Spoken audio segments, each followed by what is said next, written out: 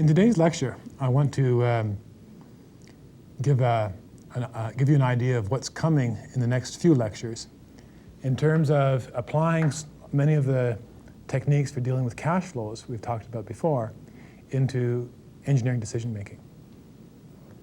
In making engineering decisions, what we are essentially doing is deciding amongst alternatives.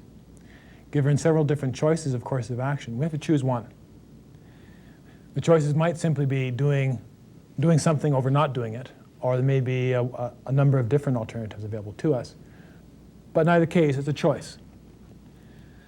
That choice can be based on many things. It can be based upon the technological needs of the decision. It can be based upon some feelings you have. But certainly the major component in many cases will be the economic considerations.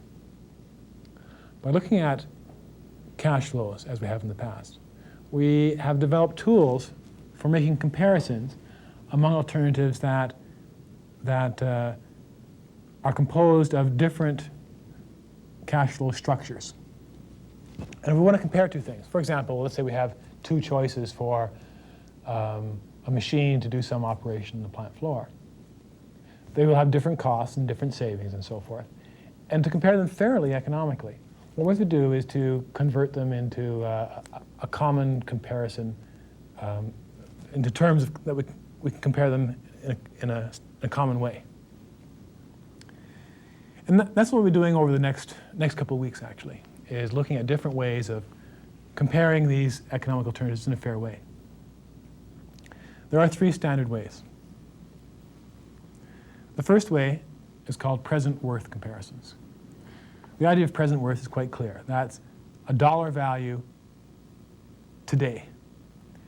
And we can convert any future amount, any annuities, any gradients into a dollar value today using the present worth factor, the series present worth factor, and other factors in combination with these. And in the present worth comparisons, what we do is, for the alternatives, we convert them all to present worths, to an equivalent amount of money today. And that gives us a fair way of comparing the alternatives. The second method, the annual worth comparison, is very similar. Here, rather than converting some complex set of cash flows all into a present worth, we instead convert them all into annual worths. We know that we can go from an annual worth, or an annuity as equivalent term, to a present worth fairly easy back and forth. So clearly something that is better in terms of present worth is also going to be better in terms of annual worth. But in some cases, it's more convenient to use the annual worth, or the annuity method, than the present worth method. We'll see exactly what these circumstances are later. The third method for comparing alternatives is called the rate of return method. This is a little bit different. Rather than converting things to a present worth or an annual worth, instead, we look at the interest rate that's earned by the alternative itself. Let me give you an example. If I'm investing in a piece of plant floor equipment, we have a set of cash flows associated with that. We have some disbursements, payments, for example, the purchase cost and maintenance costs.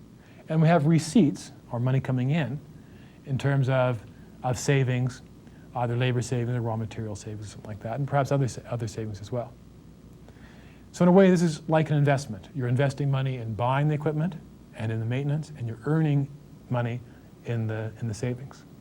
So by the structure of that cash flows alone, those cash flows alone, there's an implicit interest rate, an unknown interest rate, if you like, where the disbursements equal the receipts. In rate of return comparisons, what we do is determine that unknown interest rate for the different alternatives and choose the alternative that is best in terms of that unknown interest rate. And this can get a little bit complicated, as we'll see. It's not simply the one that returns the highest interest rate. We'll look at the complications later in the course. But right now, I just wanted to point out that there are these three different methods. We'll be looking at them individually in several lectures each. But what they all do is allow us to choose amongst alternatives, which is the essential part of engineering decision making. Now, there's several assumptions that we'll be making when we're looking at these methods for comparing alternatives. Life is actually much more complicated than will deal with at the beginning. We have inflation, we have taxes, which are both very important things. Now, inflation varies. In the last 10 or 20 years, it's been anywhere from 4 or 5% to 20 or 30%. And depending on the inflation rate, it can be more or less important. But for the time being, we're going to be ignoring it and pretending it's not there, so that money keeps its value in time. Taxes, of course, are particularly important.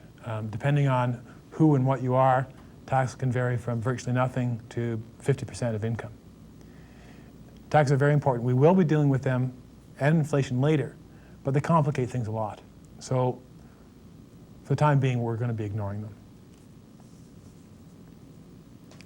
When the weatherman predicts the future to tell us what the weather will be tomorrow, we all know that it's a guess. If he says it's going to be sunny tomorrow and it rains, we shrug our shoulders and say, well, that's weather forecasting.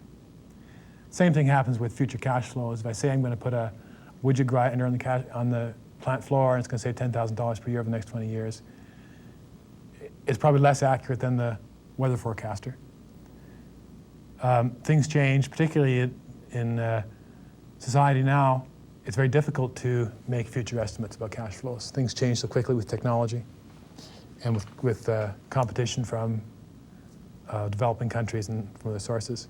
But we'll assume for the time being that these estimates are accurate. It's a terrible assumption, but we'll make it for purposes of convenience. Bearing in mind that it's an assumption.